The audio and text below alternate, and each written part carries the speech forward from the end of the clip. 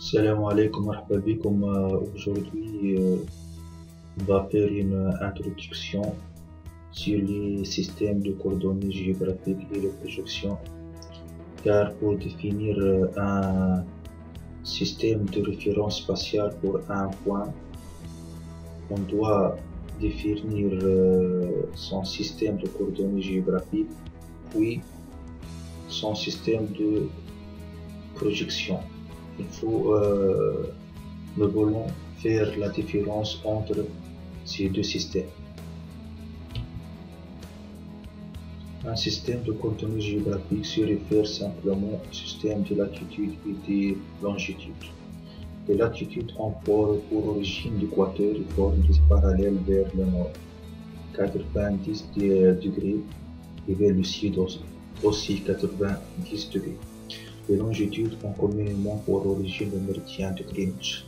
Ils forment des méridiens de 180 degrés de part et d'autre de ce méridien. Donc, le système de coordonnées géographiques sont des coordonnées en 3D, c'est-à-dire on prend la Terre comme étant une sphère et on le divise à partir de l'équateur en parallèle qui en 90 parallèles en nord de l'équateur et 90 parallèles au sud de l'équateur. Et on divise cette sphère qui est la Terre en longitude qui ont communément comme pour origine le méridien de Greenwich, mais on peut avoir d'autres origines car les longitudes ont une longueur qui est égale en le même longueur. On peut avoir comme origine le méridien de Paris ou bien de Berne, mais communément le méridien le plus utilisé comme origine c'est celui de Greenwich. Donc on va diviser notre sphère de part et d'autre de ce méridien de Greenwich en 180 longitudes. Les projections cartographiques sont utilisées pour transformer ou projeter les données géographiques en une surface plane. Comme on a dit que les coordonnées géographiques ou bien le système de coordonnées géographiques c'est un système en 3D. La projection cartographique a pour objectif de transformer ce 3D en une surface plate ou bien en 2D. Voilà, c'est une illustration du système de latitude et longitude défini pour le système de coordonnées géographiques, c'est-à-dire en prenant la Terre comme étant une sphère, et voilà les latitudes qui vont au nord et au sud de l'équateur et les longitudes qui vont en est et en ouest de méridien d'origine. Et donc,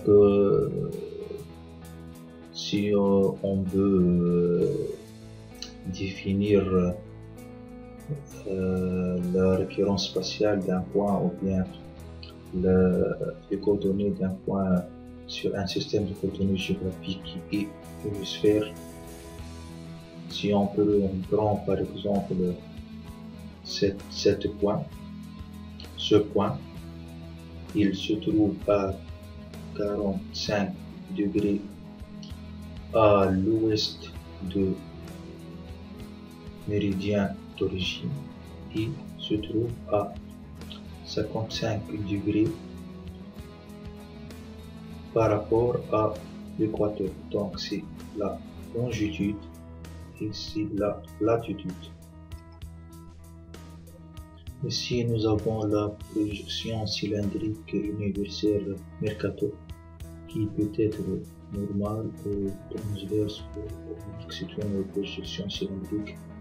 Et bien, il y a d'autres projections comme la projection conique, mais on va intéresser à la projection cylindrique et à cette projection qui est la projection transversale. Le résultat est la projection UTM universelle transverse Mercator, UTM système. C'est une projection en 2D. Donc, pour conclure, on peut dire que pour faire la projection d'une carte, il faut définir son système de coordonnées géographiques, car il y a plusieurs systèmes de coordonnées géographiques qui est spécifique à chaque endroit de la Terre et à chaque zone. Puis, la transformer en système de projection convenable. Ici, on va passer du système de 3D en système de 2D. Faire cette procédure pour construire le nouveau shapefile.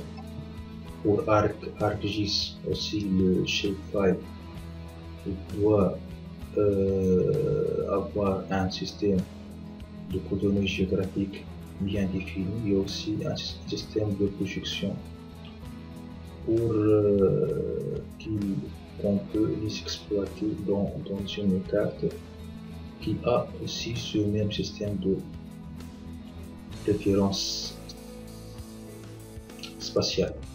Pour les cartes, la référence spatiale est inconnue. Si on a des cartes qui ont une référence spatiale inconnue, il faut les géoréférencier. Et oui, ensuite, le procédure de projection, c'est-à-dire le système de coordonnées géographiques et le système de projection.